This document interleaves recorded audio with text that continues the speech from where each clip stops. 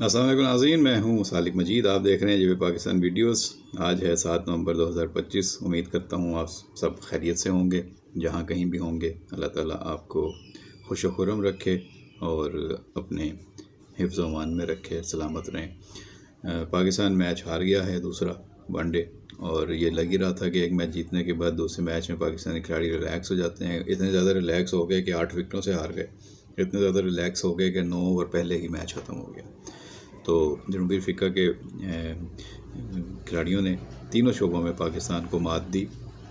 پہلے انہوں نے بہت اچھی بالنگ کی، پھر انہوں نے بہت اچھی فیلڈنگ کا مظاہرہ کیا، اور پھر انہوں نے بہت ہی اچھی بیٹنگ کا مظاہرہ کیا، اور ڈی کاک 22ویں سینچری کر کے میچ کے ہیرو بنے، اور پاکستان ٹیم کے سامنے سیسا پلائی دیوار بن گئے، اور فتح سے ہمکنار کر کے ہی اپنی ٹیم کو میدان سے لوٹے۔ پاکستان ان کو آؤٹ نہیں کر سکا۔ پاکستان کی فیلڈنگ بھی ناقص رہی، 3 اہم چانسز ضائع کیے، کیچز ڈراپ کیے، رن آؤٹ مس کیے، کوشش نہیں کی اتنی زیادہ سنجیدہ، کوئی بہت زیادہ بڑی حکمت عملی گیم پلان نظر نہیں آیا شاہین افریدی کا بطور کپتان، تو اس میں وہ ناکام رہے۔ کوئی بہت زیادہ امپریسو فیلڈ پلیسنگ نہیں تھی، کوئی پلان نہیں تھا بال کسی بیٹسمین کو آؤٹ کرنے کے لیے ان کے پاس، اور ان کا کمبینیشن کامیاب نہیں ہوا۔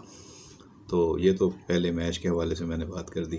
بات کریں گے 27ویں ترمیم کے حوالے سے بھی، جس پہ جو ہے پیپلز پارٹی نے سینٹرل ایگزیکٹو کمیٹی کا اجلاس کر کے جو ہے وہ دھماکہ کیا ہے، اور بظاہر لگ ہی رہا تھا کہ راولپنڈی کے معاملات کو سپورٹ کرنے کے علاوہ جہاں جہاں نون لیگ کے معاملات ہوں گے وہاں پہ وہ سٹینڈ لیں گے، اور حکومت کو ٹف ٹائم دینے کی کوشش کریں گے، اور اسٹیبلشمنٹ کے ساتھ اپنے تعلقات بہتر رکھنے کی کوشش کریں گے، اور ایسا ہی لگ رہا ہے۔ بلاول نے جو اعلانات کیے ہیں بھی، سینٹرل ایگزیکٹو کمیٹی کا اجلاس جو ہے وہ ایک دن تو بڑی طویل سٹنگ کے بعد جو ہے دوسرے دن پہ چلا گیا ہے، لیکن یہ فیصلہ ضرور ہو گیا ہے کہ آرٹیکل 243 کی حمایت کرے گی، یعنی کہ فوجی معاملات میں جو ہے وہ اسٹیبلشمنٹ کے معاملات میں پیپلز پارٹی ان کا ساتھ دے گی، اور باقی نکات پر جو ہے وہ اپنا وزن بڑھائے گی، اپنی بارگیننگ بڑھائے گی، مسترد کرے گی، سیاست کرے گی، اور وہ ہوتا ہوا نظر آ رہا ہے۔ دوسری طرف نون لیگ بھی کچھ نہ کچھ چیزیں اس میں سے حاصل کر لے گی، اور اصل جو کام ہے ان کا آرٹیکل 243 والا اور آئینی عدالت والا، اس پہ رانا ثناء اللہ صاحب بھی کہہ رہے ہیں کہ چیزیں بہتر ہیں، اور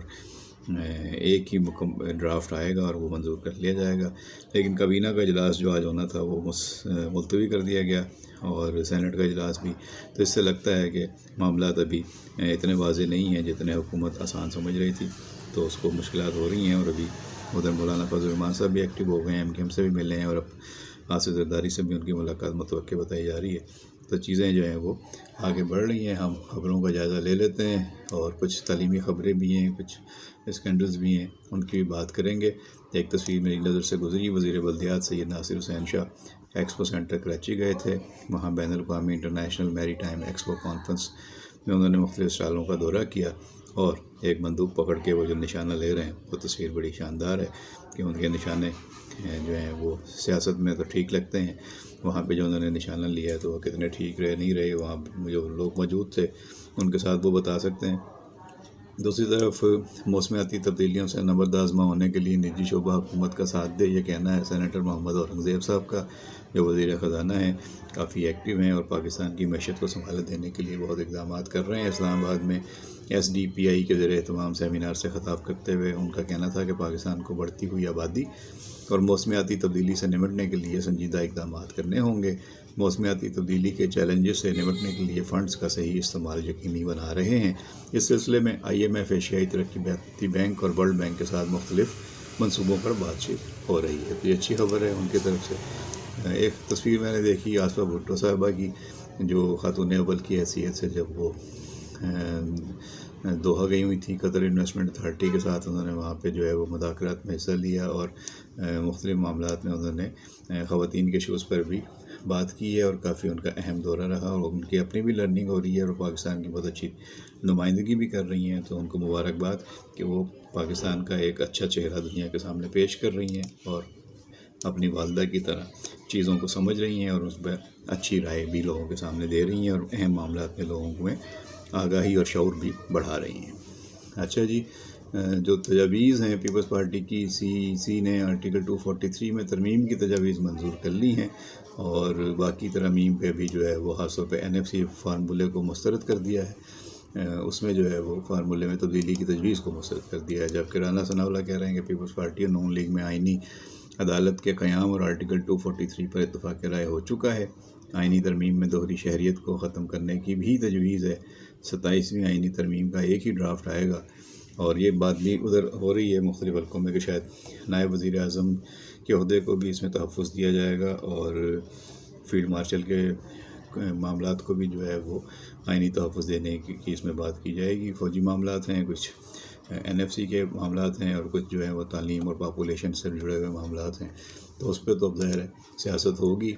ادھر جماعت اسلامی کا کہنا ہے کہ ہم نے 26ویں ترمیم بھی مسترد کی تھی، اور اب 27ویں ترمیم کو بھی مکمل طور پر مسترد کرتے ہیں۔ امیر جماعت اسلامی حافظ نعیم الرحمن کا یہ بیان میرے سامنے گزرا، تو ان کا یہ کہنا ہے۔ اب آج جو اجلاس طلب کیا گیا تھا وفاقی کابینہ کا 27ویں ترمیم پر مشاورت کے حوالے سے، وہ اینڈ ٹائم پر ملتوی کر دیا گیا ہے، اور وجہ بتائی گئی ہے وزیر اعظم کی مصروفیات۔ تو کابینہ کا اجلاس تو وزیر اعظم کی مصروفیات کو دیکھ کر ہی بلایا جاتا ہے، بہرحال جو زیادہ اہم مصروفیات آ گئی تو کابینہ کا اجلاس انہوں نے آگے کر دیا ہے، آج نہیں ہوگا۔ اچھا جی، جامعہ زکریا ویٹرنری فیکلٹی کی شجرکاری مہم کا انعقاد ہوا ہے۔ یہ اچھی خبر ہے۔ چھوٹی سی خبریں عام طور پہ نظر انداز ہو جاتی ہیں، لیکن شجرکاری ہمارے ملک میں بہت اہم معاملہ ہے، اور یہ ہمیں کرنی چاہیے، کیونکہ سیلاب نے ہمیں بتا دیا ہے کہ درخت کاٹنے کے بعد نئے درخت نہیں لگائے جا رہے، اور ماحولیاتی تبدیلی ہمارے اوپر اثر انداز ہو رہی ہے۔ ہمیں بہت زیادہ درخت لگانے کی ضرورت ہے۔ تو ملتان کی جامعہ بہاؤالدین زکریا ملتان کی فیکلٹی آف ویٹرنری سائنسز میں شجرکاری مہم کا انعقاد کیا گیا ہے۔ اس کی دیکھا دیکھی اور بھی یونیورسٹیز میں یہ کام ہونے چاہیے۔ سندھ ہائی کورٹ میں ایک کیس آ گیا ہے ڈاکٹر اربیلا بھٹو کی وائس چانسلرشپ کے خلاف۔ یہ مقدمہ علی اصغر نے دائر کیا ہے، اور ان کے وکیل ہیں سید محمد سولت رضوی۔ وہ بڑے دلائل کے ساتھ جو ہے وہ بات کر رہے ہیں۔ انہوں نے میڈیا سے بات چیت کرتے ہوئے بتایا کہ وائس چانسلر کے عہدے کے لیے اشتہار میں 20 سال کے مجموعی تجربے کے ساتھ ساتھ 10 سال کے انتظامی اور مالیاتی تجربے کی شرط تھی، جس پر ڈاکٹر اربیلا بھٹو پوری نہیں اترتیں۔ وکیل کے مطابق ان کی ایسوسیٹ پروفیسر اور پھر پروفیسر کی تقرریاں بھی متعلقہ اشتہارات میں درج تجربے کی شرائط پوری کیے بغیر ہوئیں۔ ان کا کہنا تھا کہ ایسوسیٹ پروفیسر کی تقرری کے وقت ڈاکٹر اربیلا بھٹو کے پاس ضروری 10 سالہ تدریسی تجربہ نہیں تھا، اور اب ان معاملات پہ جو ہے وہ عدالت غور کرے گی، اور ہائر ایجوکیشن کمیشن کو بھی فریق بنانے کی ہدایت کی گئی ہے، اور اس کے بعد جو ہے وہ ڈاکٹر اربیلا بھٹو کا موقف بھی سامنے آئے گا۔ دیکھتے ہیں کہ وہ خود یا ان کے وکیل کیا موقف سامنے لے کر آتے ہیں۔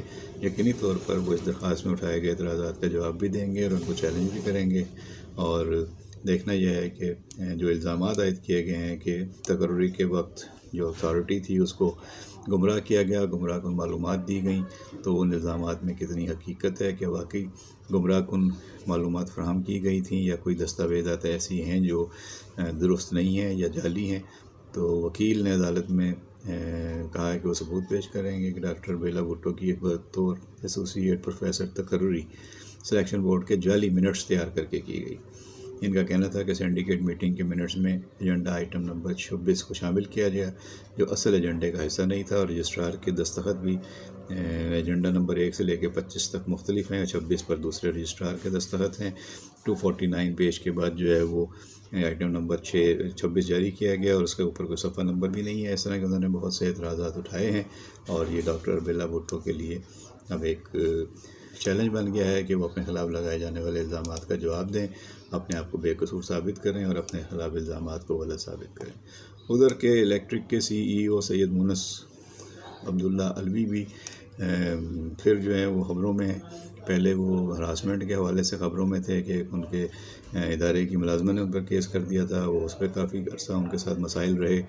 اب جو ہے وہ کہ الیکٹرک کے CEO مونس عبداللہ کو ہٹانے کی کوشش ناکام ہو گئی ہے، اور کہ الیکٹرک کو CEO کو ہٹانے کی کوشش اس وقت ناکام ہوئی جب کمپنی کے اہم نجی شیئر ہولڈرز نے بورڈ آف ڈائریکٹرز کے اجلاس میں شرکت سے انکار کر دیا، جس کے باعث اجلاس کورم کی کمی کے باعث منسوخ ہو گیا۔ اجلاس کا باضابطہ ایجنڈا نان فائنینشیل امور تھا، مگر در حقیقت مقصد CEO کی برطرفی تھا۔ حکومتی نامزد ارکان شریک ہوئے، لیکن سعودی عرب کی الجمی گروپ اور کویت کی ڈینم انویسٹمنٹ جیسے غیر ملکی سرمایہ کار جو اکثریتی حصص کے مالک ہیں غیر حاضر رہے۔ ذرائع کے مطابق غیر ملکی سرمایہ کاروں نے اس اقدام کو معاندانہ قرار دیا، خصوصاً ایسے وقت میں جب حکومت پاکستان کے ساتھ $2 ارب کے تنازع پر مذاکرات میں مصروف ہیں۔ ادھر کراچی میں تقریباً 100 سے زیادہ ہوٹل جو ہیں، 150 سے زیادہ جو ہیں وہ ریسٹورنٹ چائے کے جو ہوٹل ہیں وہ بند کر دیے گئے ہیں۔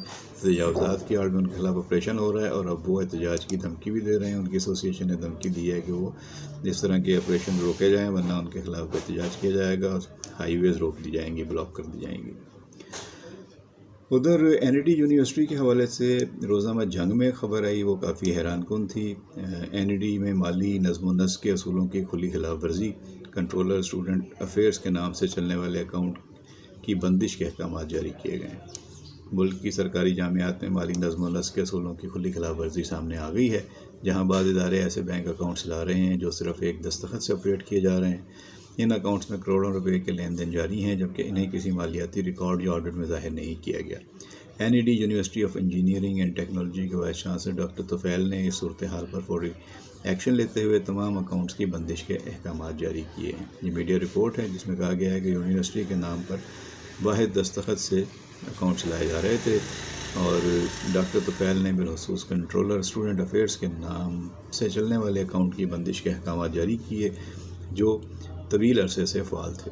حیران کن طور پر یہ اکاؤنٹ رجسٹرار کے حکم پر قائم کیا گیا تھا، جبکہ ڈائریکٹر فائنانس کو اعتماد میں نہیں لیا گیا۔ اکاؤنٹ علی حسن کے واحد دستخط سے آپریٹ ہوتا رہا اور یونیورسٹی کے مالیاتی گوشواروں میں کبھی ظاہر نہیں کیا گیا۔ وائس چانسلر کی ہدایت پر مذکورہ اکاؤنٹ فوری طور پر بند کر کے اس میں موجود تمام رقوم کو دوسرے اکاؤنٹ منتقل کر دیا گیا۔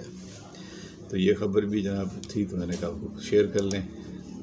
ادھر وزیر اعلیٰ پنجاب مریم نواز برازیل کے دورے پر روانہ ہو چکی ہیں۔ لندن میں انہوں نے مختصر قیام کیا ہے، اور برطانیہ میں اپنے قیام کے دوران بھی انہوں نے ملاقاتیں کی ہیں وہاں پہ، اور وہ کوپ کے 30ویں اجلاس میں شرکت کے لیے برازیل گئی ہیں۔ وہاں اہم منصوبوں کے حوالے سے انہیں بریفنگ بھی ملے گی، اجلاس میں ملاقاتوں کا موقع بھی ملے گا۔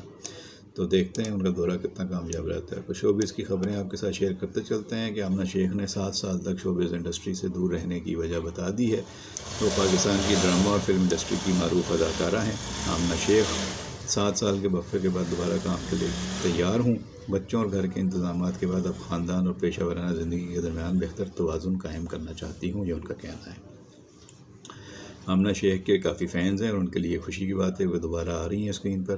انہوں نے کہا کہ جو گھر اور ماحول میں نے بنایا تھا اس کے لیے میری مکمل توجہ اور وقت درکار تھا۔ یہ وقفہ میرے لیے بالکل ارادی تھا۔ مجھے اپنے خاندانی زندگی کو دوبارہ ترتیب دینے، اپنے بچوں کی پرورش اور ابتدائی سالوں میں ان کی دیکھ بھال کرنے پر زیادہ توجہ دینی تھی جو میں نے دی۔ انہوں نے کہا کہ یہ وقفہ میری زندگی میں سکون، بصیرت اور ذہنی توازن لانے کا باعث بنا، اور اب میں نئے جوش و جذبے کے ساتھ اس شعبے میں قدم رکھ رہی ہوں۔ تو آمنہ شیخ کی واپسی ٹی وی ڈرامے کیس نمبر 9 سے ہوئی ہے، جس میں انہوں نے ایک وکیل کا کردار ادا کیا ہے جو زیادتی کا شکار خاتون کی نمائندگی کرتی ہے۔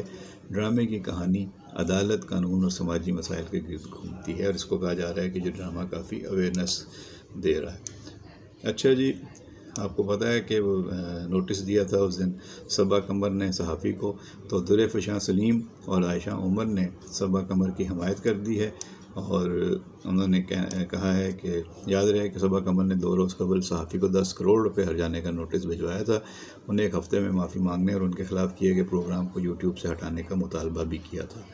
صحافی نے اپنے یوٹیوب پروگرام میں دعویٰ کیا تھا کہ صبا قمر 2003 اور 2004 میں لاہور میں ایک مرد کی جانب سے دیے گئے گھر میں رہتی تھیں اور ان سے شادی کرنا چاہتی تھیں، لیکن بعد میں ان کے درمیان اختلافات ہو گئے۔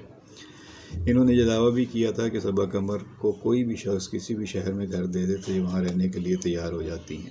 ان کے ایسے بیان کے بعد صبا قمر نے انہیں نوٹس بھجوایا تھا، جس پر اب شوبز شخصیات نے ان کی تعریفیں کرتے ہوئے انہیں بہادر قرار دیا ہے۔ درفشاں سلیم نے لکھا کہ صبا قمر نہ صرف اسکرین پر بہترین اداکاری کرتی ہیں بلکہ وہ حقیقی زندگی میں بھی بہادر ہیں۔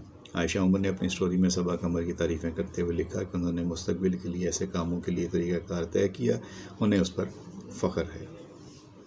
عائشہ عمر کو جواب دیتے ہوئے صبا نے لکھا، شکریہ، محبت اس کی بہت ضرورت تھی، وہ میری انڈسٹری کے بہت بڑے ناموں کو بدنام کر رہا ہے اور اس بار میں اسے باضابطہ طور پر اٹھا رہی ہوں، اب اسے اپنے کیے کا خمیازہ بھگتنا پڑے گا۔ ادھر ایک ڈرامہ جمع تقسیم جو ہے وہ کافی پاپولر ہوا ہے، 90% لوگوں کی اصل کہانی بتایا جاتا ہے، اور اس ڈرامے کی مصنفہ ثروت نذیر کے مطابق مجھے امید تھی کہ لوگ اس سے مطابقت رکھیں گے، کیونکہ یہ 90% لوگوں کی اصل زندگیوں کی کہانی ہے، لیکن جس قدر ہٹ ہوگا اس کے بارے میں سوچا نہیں تھا۔ یہ تھیں آج کی اپڈیٹس۔ اپنا خیال رکھیے گا، انشاءاللہ پھر آپ سے اگلے ویڈیو میں مزید موضوعات پہ بات ہوگی۔ جن دوستوں نے چینل سبسکرائب نہیں کیا ان سے ریکویسٹ ہے کہ چینل کو سبسکرائب کر کے گھنٹی کا بٹن دبائیں۔ ویڈیو پسند آئی ہو تو لائک اور شیئر کریں۔ کمنٹ باکس میں اپنی رائے سے ہمیں ضرور آگاہ کریں۔ اپنا خیال رکھیں، بہت شکریہ۔